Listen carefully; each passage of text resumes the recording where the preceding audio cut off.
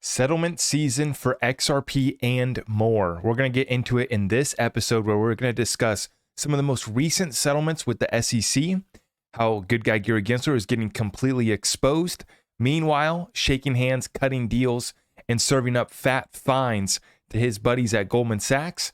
And then we have the case, the financial story of the century with this SEC versus Ripple lawsuit, including our precious little reserve currency, XRP. So without further ado, I'm going to get right on into it, guys. Appreciate you guys for tuning in. We're looking at a situation here where good guy Gary Gensler is getting completely exposed, and U.S. Congressman Warren Davidson calls to fire SEC Chair Gensler, citing abuse of power and pushing woke political agenda. Let's listen in on this one, folks. You're pushing a woke political and social agenda, and I think abusing your role in the authority of the SEC as cover. So, I think fundamentally the SEC Stabilization Act would remove the role of chairman. It would preserve the current commissioners, but it would add a sixth commissioner. So there would be no more than 3 from any one political party. And so that would provide a path that would make the SEC do what you're avoiding. Frankly, you're front-running Congress, you're front-running the courts, you're front-running even the own administration, and no one has held you to account for that. I mean, I wish the Biden administration would say you're fired, but the list of folks they need to do that for is long. Congress hopefully will with the SEC Stabilization Act. I yield. Gentleman's time's expired. So it looks like with the SEC Stabilization Act that Warren Davidson and others are pushing, it would actually remove the chair position. And Gary Gensler got absolutely hammered. This is the second time that he appeared in Congress this month, first in the Senate Financial Services Committee, and then here in the House Financial Services Committee as well, maybe, or I forget what the committee's called, but nonetheless, we have Tom Emmer absolutely ripping into him, and he coins a new term, and I love this one, folks, regulation by harassment. And that's not just from the SEC either, right? That's all these 3-letter agencies from the bureaucracy beast. Regulation by harassment, absolutely love it, which replaces the regulation by enforcement. Quote, even the federal courts are highlighting the damage that you, sir, oh boy, you know, it turns me on when we talk about the damages. Okay, Tom Emmer, I see you. Let's talk about the damages. Massive. Even the federal courts are highlighting the damage that you, sir, are doing to our constituents. And they're telling you that you don't have the legal authority to accomplish your goal of squashing competition in the financial markets. Congress has been telling you that too. It cannot be understated that a common theme throughout your career, sir, is your relentless loyalty to the largest financial institutions at the clear expense of innovation, competition, and everyday Americans. And Ashley Prosper, I agree, that is worthy of a massive boom. And we got to follow up. Like I said, we have to continue pressing down, and we have the Ethereum whistleblower, Steven Narioff, who is keeping us up to date, and he's about to continue dropping absolute bombs when it comes to the Ethereum ICO and all the corruption from good guy Gary Gensler's little firm there, the SEC, the FBI, the Department of Justice, you name it, the bureaucracy beast. Now we have the whistleblower sounding the alarm, and Steven Narioff in regards to the Ethereum free pass, the presentation at the SEC that gave Ethereum the free pass, recognize anyone, we nailed it a long time ago, shared by DAI. Steven commented, he said, oh, this state shall live in infamy. Wait until you see what else happened this day to silence me and cover up their sins. They're hiding more than the motives behind the speech by Dirty Hinman, Crypto Judas, Crooked Elbow Joe, and the SEC. Now, someone comments, there's a lot of wait untils. Bro, we've been waiting for years. If you have dirt, release it. Steven responds, after what they've put us through, I share your frustrations. We were conspiracy theorists, betrayed, and their prisoners, me literally for 4 years. I have legal constraints on timing, but here you go. In pertinent part, Crypto Judas and Crypto Elbow Joe say I wasn't essential and don't have receipts. And Steven drops an email right here from Joseph Lubin to Steven Narioff, and they CC Vitalik Buterin and others. And they say, yes, brilliant work.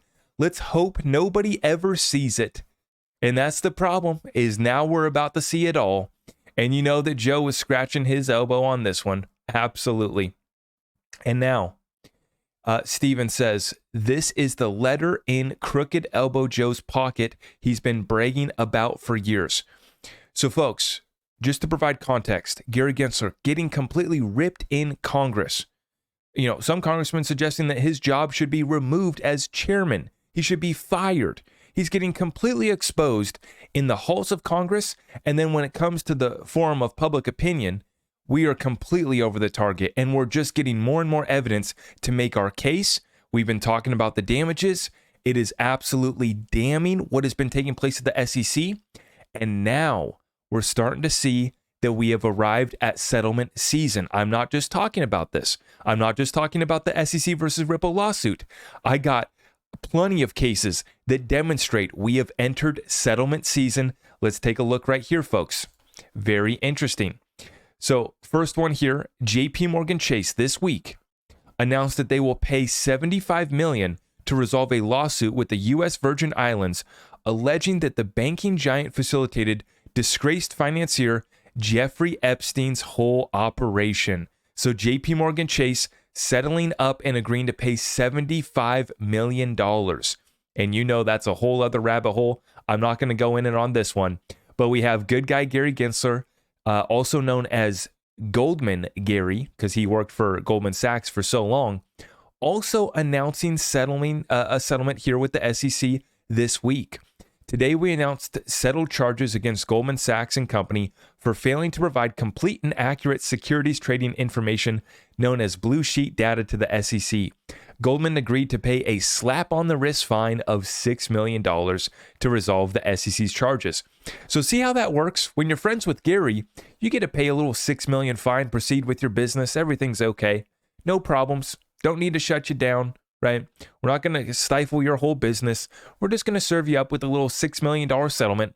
And then when it comes to Deutsche Bank subsidiary DWS Investment Management Americas, they agree to pay $25 million to settle SEC charges related to ESG and anti-money laundering violations.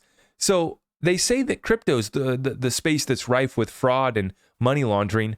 Meanwhile, we have Deutsche Bank subsidiary right here paying $25 million to settle up. We're not done, folks. We move on over to Citadel, right? Involved with all the massive short selling and what is described as abusive short selling practices, which require broker-dealers to mark sale orders as long, short, or short exempt, but they weren't doing it. And they have agreed to file a settlement right here. Or sorry, they have been charged, I should say. They have been charged, okay? So we already know what's going to happen, though. They're going to get a sweetheart settlement. You already know that's coming. And that's a big part. Like we showed, JP Morgan rigging the precious metals, JP Morgan rigging all these markets, Citadel rigging the whole GameStop, AMC, that whole saga, right? And that's where Citadel Securities comes from, with Ken Griffith at the helm of that place. And then we move on over to Ripple and this SEC versus Ripple lawsuit, and we get Stuart Alderati making the road show. As they took over DC last week, we announced another White House official joining the team at Ripple. If you missed that video from yesterday, we have another. This one was from the Obama White House official joining the Ripple team. Ripple appearing in DC last week to help Congress come up with the new bills that they're proposing. But then Stuart Alderati's not done with the tour. Heads on over to his legal roots at Rutgers Law to discuss regulation, crypto, the SEC versus Ripple. And he says, spoiler alert, justice prevails and the good guys win in the end. Now, how about this? Spoiler alert. Folks, I should have thrown that in the thumbnail, in the clickbait, in the title. Spoiler alert. Justice prevails and the good guys win in the end. And we're coming up on less than 48 hours. Oh, sorry, I didn't even show you guys the tweet here. Right here, Stuart Alderati making the tour there. Less than 48 hours coming up on the proper party. The party that Brad said that we were going to have after we won the case. So are they going to announce it over the next 48 hours? Are they going to announce it at the proper party? I would love to see that. Are we going to see this case settled up in September? Well, we have a few days left to go. I am hoping, I am praying, I am doing my dance. I'm doing everything I can. I'm making videos about this thing. Now, let me be clear. I never said that this case would settle up 100% in September. What I've said, and I will continue to say, is that I do believe that this case settles up 100% before it goes to trial. There is no way that the facts that we now have, the documentation, the whistleblower Steven Narioff, being able to call Billy Boy Hinman to the stand, there is no way they allow this to happen. That is why I believe that we get a settlement 100%. Will it happen in September? We have a few days left to go. We have a proper party coming up in less than 48 hours. It's time to turn up. It's time to celebrate that justice prevails and the good guys win in the end. Guys, let me know. You think this announcement, you think this settlement is coming up here soon? I already showed you guys.